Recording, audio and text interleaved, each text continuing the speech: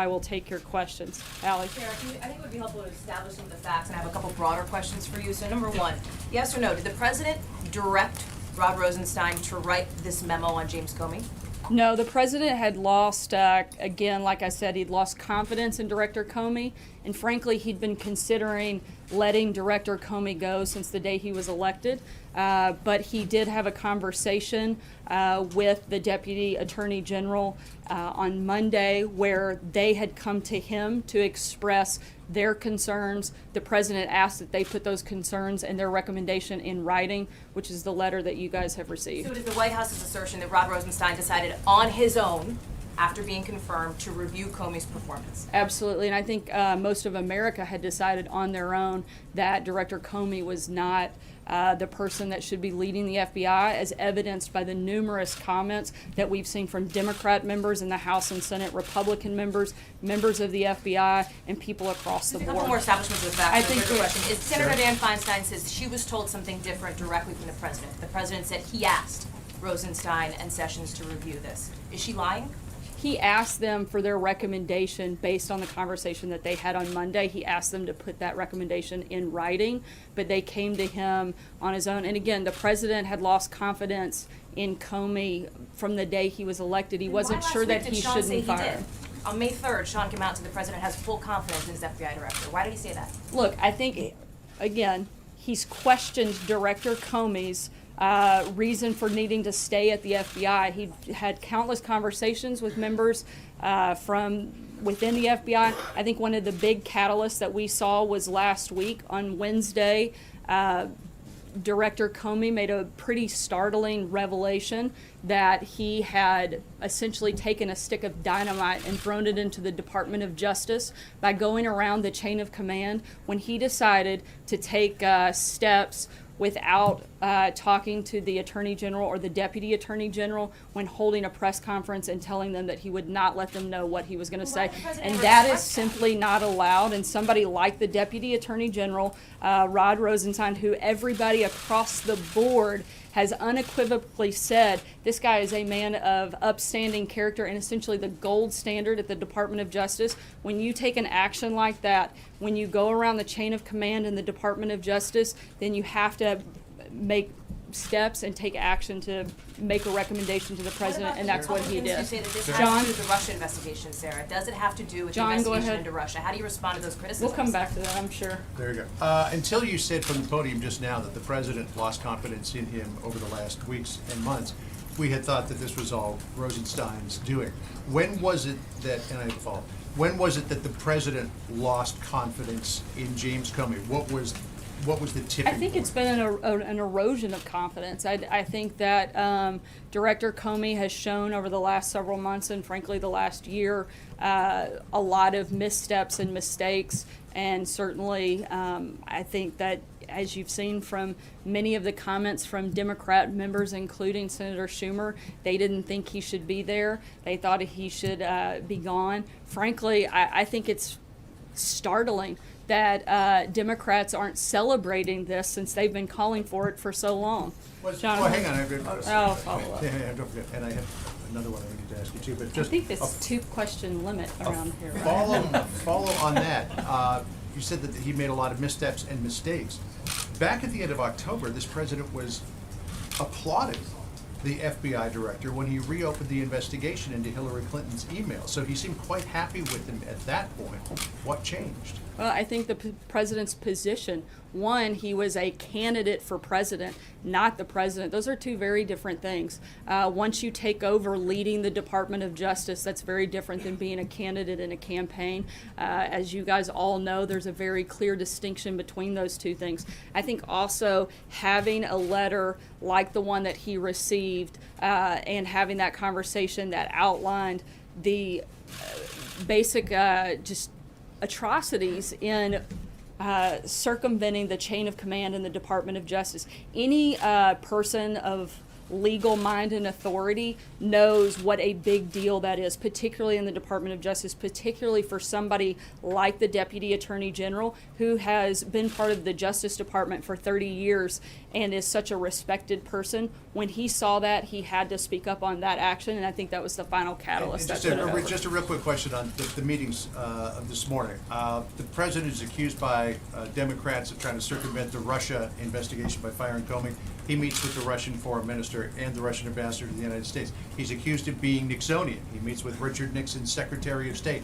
The timing of all of this, is it just ironic, or is this the president poking a finger in his critic's eye? Look, these were meetings that have been on the books for a while. They didn't just happen this morning. There's not a strategy to go after the Democrats on this. I think, frankly, the saddest thing is that the Democrats are trying to politicize and take away from something that the president should be doing. He should be meeting with the foreign minister. He should be meeting with people like Kissinger. And for them to try to attack him for doing his job, maybe they should spend a little more time doing their jobs, and we wouldn't have all the problems that we do. Jonathan. Sir, isn't it true that the president had already decided to fire James Comey, and he asked the Justice Department to put together the rationale for that firing? No. When did he make the decision? He made the decision for the final decision to move forward with it was yesterday, but I know that he's been contemplating it for a while. But how do you explain what Dianne Feinstein says, that the president told her that he was concerned with the mess at the FBI and asked the Justice Department to look into it? I can't speak for Senator Feinstein, but I did speak directly to the president and heard directly from him that he, again, had been considering letting Director Comey go pretty much since the day he took office, but that there was no request by him to have a review at the Department of Justice. What was the reason for the firing? What was written by the Deputy Attorney General? Is that why he did it? That was, I think, the final piece that moved the president to make that quick and decisive action yesterday. What did he mean in the letter that he wrote informing Comey that he was being fired? He said on 3 separate occasions, Comey had told him that I am not under investigation. What were those 3 occasions that the FBI director told the president that he wasn't under investigation? I'm not going to get into the specifics of their conversations, but I can tell you that Director Comey relayed that information to the president. Jeff? Following up on that, Sarah, did the president ask Director Comey whether he was under investigation when they had these meetings? Again, I'm not going to go into the specifics of their Is conversations. the White House concerned that, he obviously made a decision to stick that in the letter and to make that public. Are there any concerns that it was inappropriate that they had that type of a conversation? No. Charlie? Sure. How important was the FBI director's failure to stop the leaks coming out of the FBI to the president? How important was that? I think that's probably one of the many factors. You can't deny somebody that wasn't a problem. And so I think that was just another one of the many reasons that he was no longer had the confidence of the president or the rest of the FBI. Can we expect more firings from the Justice Department? Not that I'm aware of today. Thank you, Karen. Going forward, does the president want the Department of Justice to shut down what he's called a taxpayer-funded charade investigation?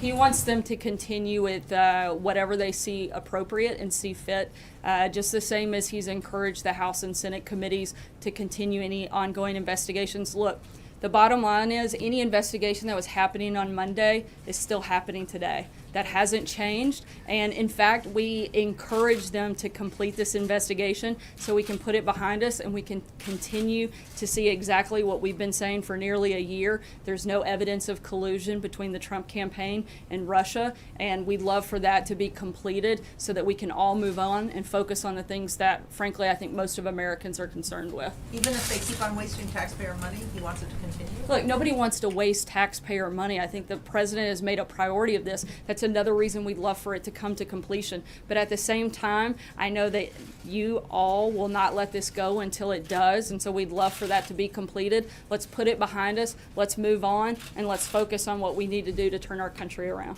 Sarah, 2 questions. One, Sean, was the White House aware at the time of this decision and announcement that grand jury subpoenas in the case of Michael Flynn had just gone out?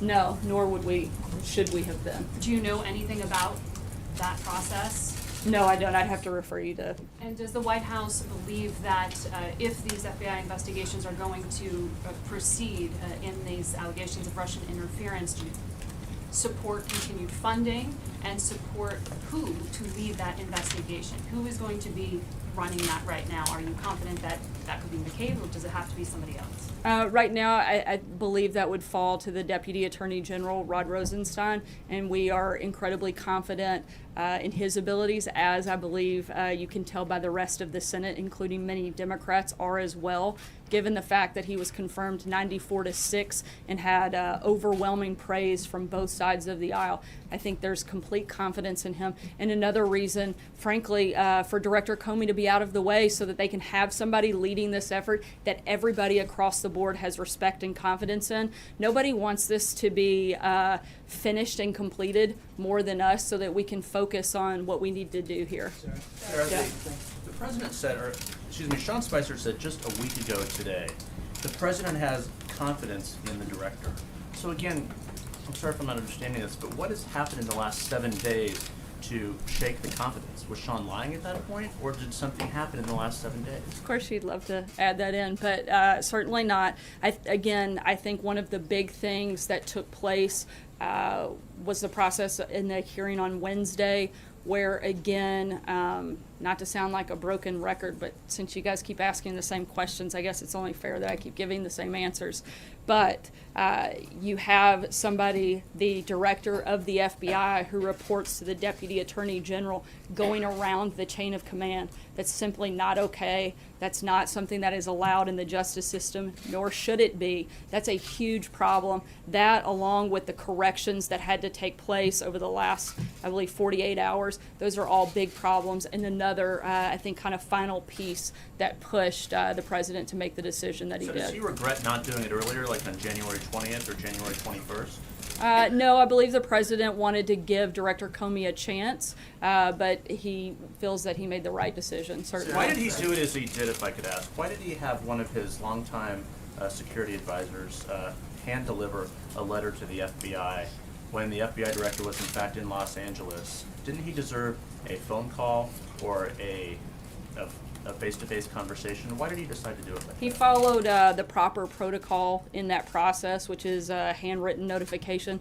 And at the same time, no matter how you fire someone, it's never an easy process. And he felt like following protocol was the best thing to do. Does he plan to speak to him? I'm not aware of that conversation.